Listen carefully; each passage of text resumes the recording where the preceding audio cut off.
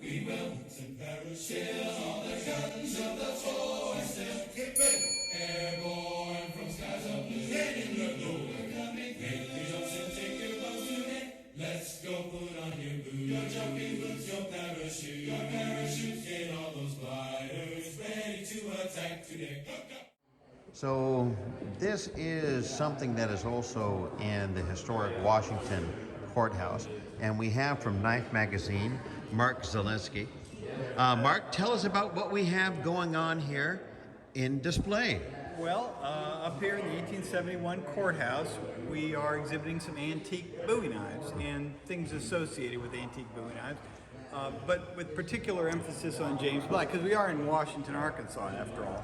So in this particular case today, we've got 3 knives associated with James Black. Tomorrow we will have 3 or 4 more, but this is what is available today. So of these 3 here, there are 2 different types of knives that are associated with James Black, and one is what we call a Kerrigan style knife, like this knife here in the front. This is a knife associated, not this particular knife, but a knife of this type that is held at Historic Arkansas Museum. It's associated with the local family, the Kerrigans, and we know that the line of descent of that knife through different families from about 1853 all the way to the present. And these 2 knives in the back are what we call a heart coffin type, and they are also associated with a local family, the Lundgrens, which I think were from different county. So let me ask you this. On the back knife, is that a reference to the Freemasons?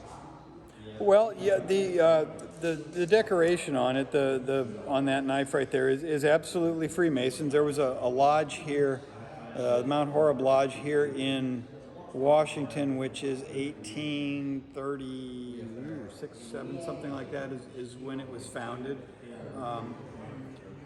These 2 different types are, first off, James Black didn't mark his knives, and that creates a lot of issues for those of us who want to decide, who made this and how things connect together. So we study construction, and we connect the knives with whatever we can, whether that's historical documentation, which is scarce here in Washington due to the archives being burned and there not being a newspaper until 1841, but family association and comparison of one knife to another knife. Whether it's a knife that might predate or post-date, we can make associations and try to learn things. We study the knife's construction. We might use x-rays to determine things that we can't see. We've used scientific testing to tell, what the steel content might be or what the silver content might be. Study the wood to determine what it is, that sort of thing. So we study these knives in various different ways, and that's sort of how we make determinations about where the knives came from and who made them. So in this case here, with Black, we have 2 types of knives associated. We have the Kerrigan type, we have the heart coffin. The coffin is from, of course, the coffin shape. The heart, it's hard to see in this case, but the file work in the back with the notch and the false edge coming in is undercut to form a heart shape on the back when you look down onto the top of the knife's spine. That's me right now.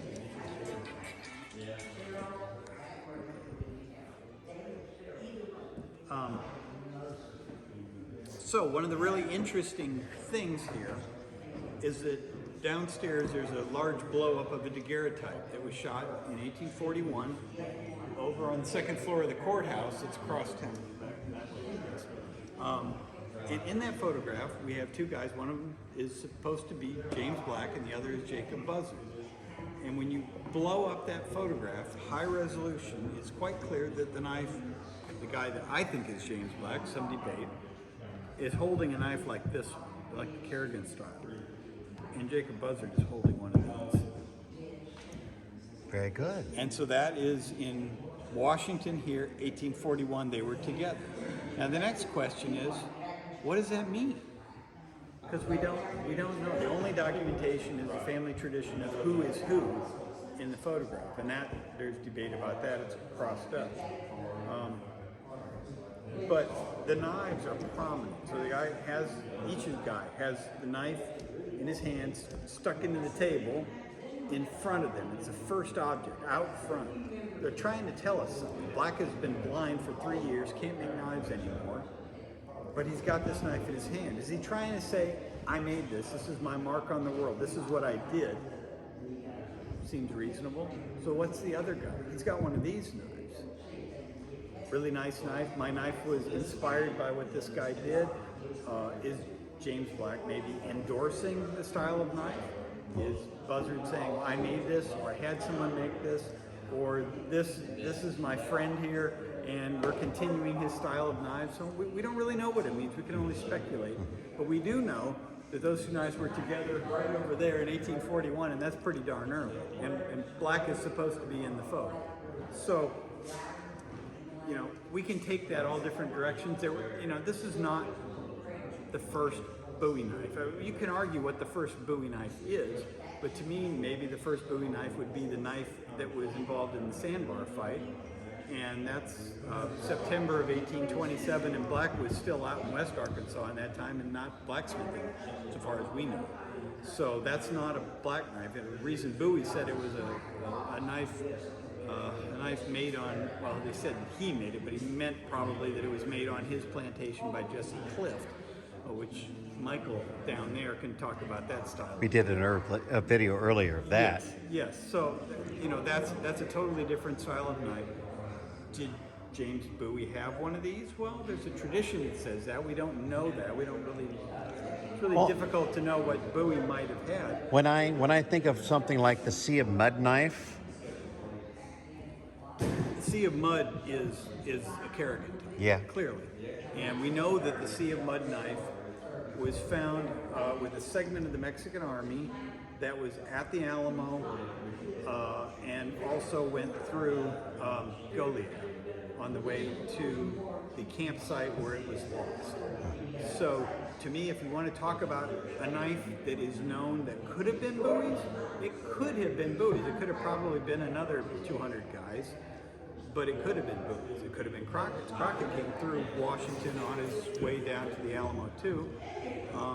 There's a bunch of people it could have been, but it would have been somebody of some means, because these knives weren't cheap, you know. No. All of these American knives, American-made knives, were handmade. This is, you know, we have a custom knife show over here today.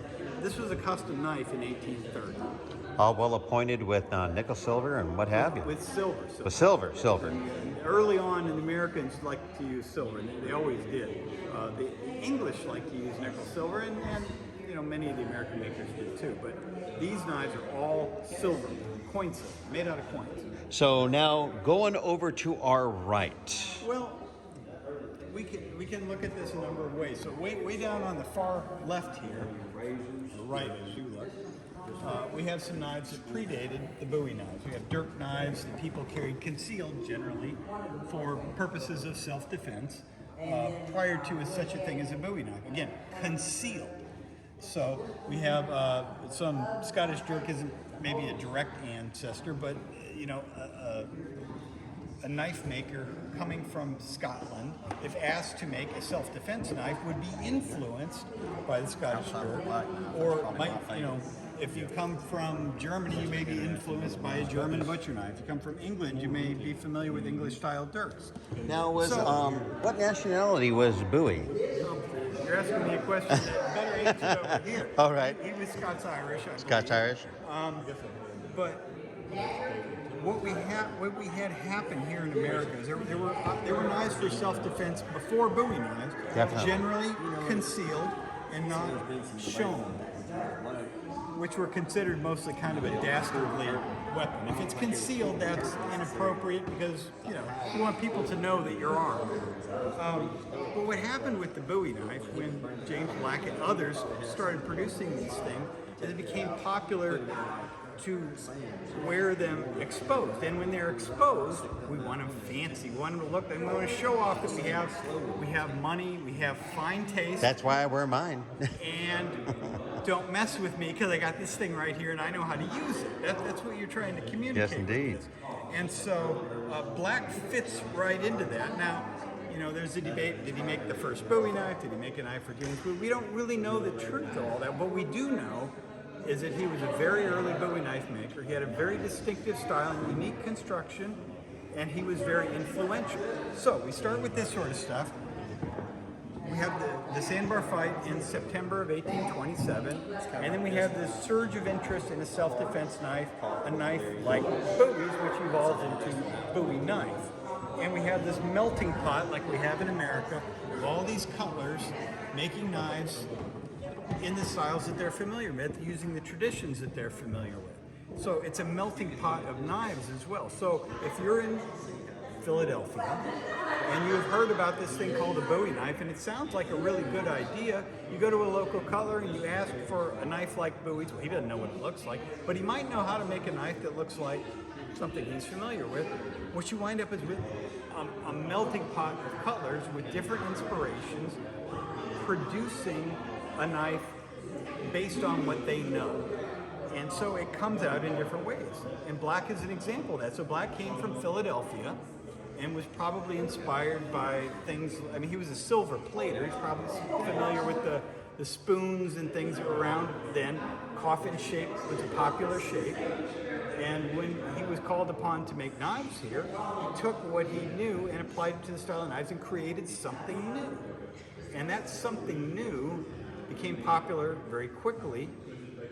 And as the style was copied, we could see one of those knives going to Cincinnati, being copied in Cincinnati, and then going on to New York, where it became, like Peter Rose is copying James Black's style. And so we see it New York, Philadelphia, Massachusetts. This is Washington City, now Washington, D.C. All this stuff is following in the wake of James Black. And eventually it gets copied. Somebody takes a design to England, which is in Sheffield, England. It's essentially like a large knife factory all itself. And they're sending the idea back to us because they see a developing market for Bowie knives. Opportunistic. That's right. And so the first guardless coffin Bowie knives that are coming from England, 1836, we know of. It could have been a little earlier. The guardless coffins come back in their etched Arkansas toothpick. The cutlers in England knew where those knives came from. They knew what they were popular. That style, Arkansas. And that's really fascinating to me, so we have a cutler here in Washington, Arkansas, comes up with a design, it's copied all the way, sent back to us, and they still associate it with Arkansas. That's pretty cool. Anyway, the Bowie really, again, we had a melting pot, and so we had all these other knives by other influences, sort of the straight back style, or we have, where'd my dog bone go? Dog bone, that could be maybe Scottish influence. It's almost like a Scottish jerky. Well, yes, it is very much so. And this is 1830s, Louisiana, Mississippi, associated. And even in this case, you see the silver wrap that you see on the James Black style coffins. On a black coffin, it wraps around a full tang. It covers the exposed tang for whatever reason. You think maybe to be decorative, maybe to protect from rust. There's no purpose here. It's just good looking. This is a narrow tang. They're copying something that's purely decorative off of probably what Black did with the coffins. And somebody saw one of those and said, that's a nice idea, let's do that, it looks great. And there it is. We see that in New Jersey with the Alfred Hunter Bowie knife. Same thing. They have a wrap there. Serves no purpose whatsoever, but it looks good. Looks good. And that's just how Black's influence developed across the country, or is displayed, was continued across the country. It's fascinating to me that it could have happened here on the edge of the frontier, and then, like I said, sent back and further developed elsewhere. Well, I mean, you look at the edge of the frontier as being the edge of innovation, as the necessity rose. Yes. Yep. Very much so, that the mother of invention, is the necessity. Right. So with this very much being still a very wild land at the time, and we'll go over to this picture below here just to prove a point. The blade culture and Native Americans. And that's something that you get out of. I'm not that familiar. I'm opening up a can of worms right that's there. Very complicated. But this is a really interesting example of, let's say, Black's influence. Okay, so we look over here at the James Black knives. Tachi was a Cherokee chief who lived in this area in northeast Texas and southwest Arkansas, and this was a part of the world in which he lived. And in 1838, the government, well, in fact, really a couple of years before that, in 1838, Tachi was one of the Cherokee chiefs that was brought to Washington City, now Washington D.C., to pose for portraits that were painted there, and then they were copied into lithographs and put in books and all that sort of thing. So Tachi is wearing a guardless coffin Bowie knife in this picture. Well, that's really interesting because he comes from the land of James Black. So it's not very detailed, as paintings usually are, and we were always leery of artistic license. But let's look at this knife. Okay, this knife is by Thomas Lamb. Thomas Lamb was a razor maker by trade, marked right here, with a little tiny stamp. There's only about 6 of his knives known, and I think this is the only guardless coffin. There's another guardless knife, and there's another coffin knife, but there's not another guardless coffin. Well, those 2 knives could be twins. Well, they're very similar, aren't they? Yeah. You see, we have this long shield and all that. Now, here's what's really interesting to me. That notch and the false edge are from the heart coffin type knife. Yes, they are. Down here. So this knife was made in Washington City, not that far from where this portrait was painted in 1838. Lamb was active at that time. So are we looking at, a direct copy of the kind of knife that Tachi had, which could be a heart coffin type because the notch is copied from that? Is Tachi telling us that this is a heart coffin type knife? And is that a James Black knife, or is it James Black? My only regret is that he didn't have it bared. Oh gosh. That would have been nice. Yes, it would. And they probably it would. wouldn't have copied the notch anyway. Too much work. Darn those artists anyway. When you look at the old artist renditions, there's never enough detail, and then we can't trust it if there is.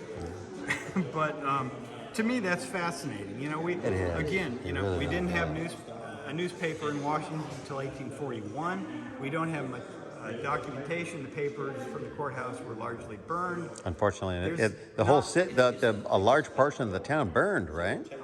I don't know that the papers, the archives, a lot of those were burned in the apparently 30s and 40s just because they were in the way. They just threw them out on the lawn and burned them, is what I understand.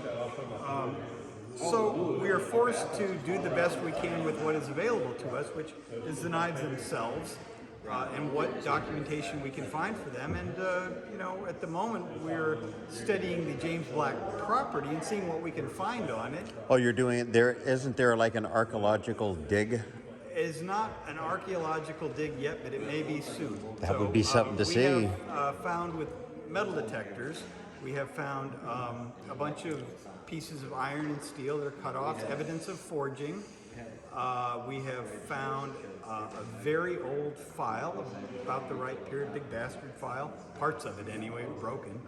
And we're looking to try to find some cast steel out there, because cast steel is not something that your average blacksmith would have had around. It's fine steel, the best you could get, expensive stuff. And we know James Black had it because as his estate was sold off in 1839, I believe, there were 29 pounds or 31 pounds or something of English cast steel, the good stuff, the stuff you use for knives.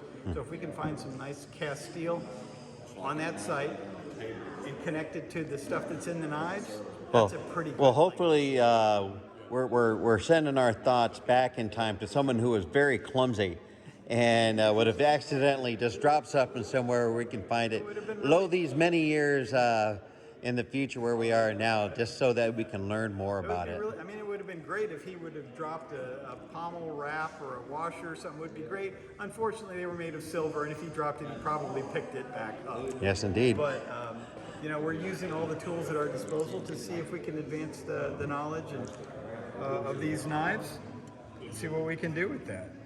And you have a couple of other knives here. That is fantastic. Yeah.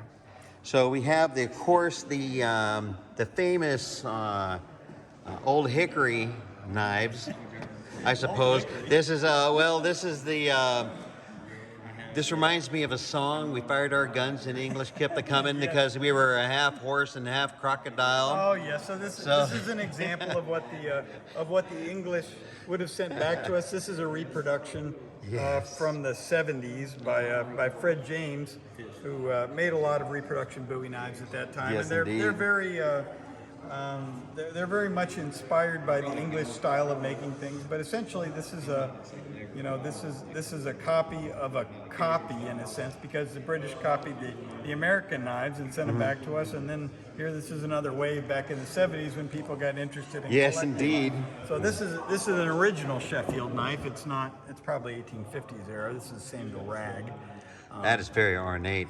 Yep, that's what Sheffield did. Now, a lot of them were, that kind of reminds me of going into like kitchen cutlery, the knives and forks and all of the designs.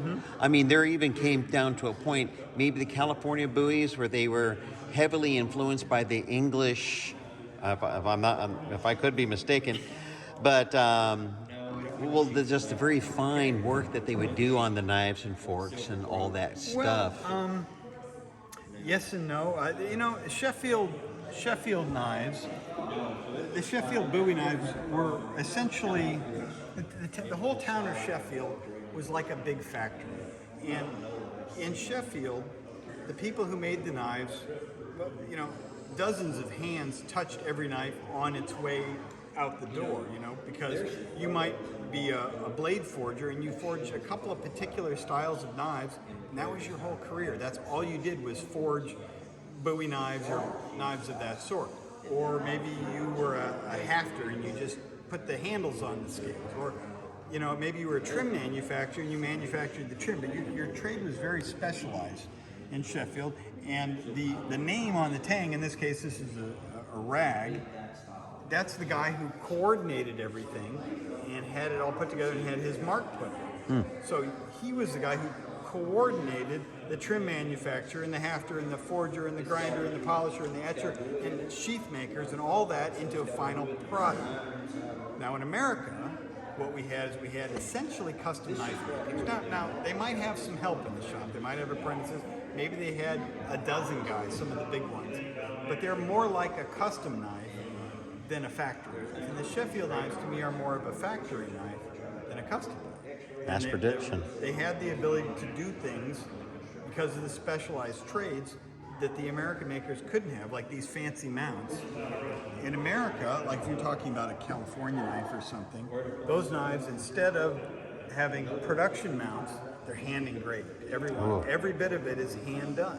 Yeah. Now, again, he might have had 10 different guys, and some of them might have been specialists in different things, but it's a whole different animal. It's like a factory knife versus a custom knife. And that's why we got overwhelmed over here with Sheffield knives, because a custom maker can't compete with mass production and good pricing. And these knives are fancy, they're attractive, they appeal to people. And what about that knife right there? Well, these are reproductions. This one? That one. This one. Yeah. Okay, well, this is a knife by Dr. Jim Batson, so this is a modern custom knife. But this is inspired by the dog bones of the past. And so this is Jim's interpretation of what he thinks a good-looking dog bone would be. Yeah. I've had some people say dog bone is a degrading term. Well, maybe it is, but that's what we call them. Thanks largely to Jim, because he was the one who initially researched coined the and phrase. promoted Yeah. that. So Jim has been a great influence on all of us. And an inspiration has led a lot of the research on James Black. So it's unfortunate he can't be here with us. But, truly. Thank you so much for giving us an opportunity to learn about the fantastic heritage of Arkansas in the United States. Imagine being so badass that you have your own knife named out of you. Well, that's one of them Mark Zalesky knives. He was over there fighting on sandbars and everything. friendly. I'm not going to hurt anybody. Well, just don't touch his stuff. Don't you? He'll give you a poke. Run the other direction. We'll, maybe after you. And we have security over here to help. Well, we really do appreciate it. And thank you for spending time with us here today. And as always, have a nice day. Fight. We will send parachutes on the guns of the foe and still keep it airborne.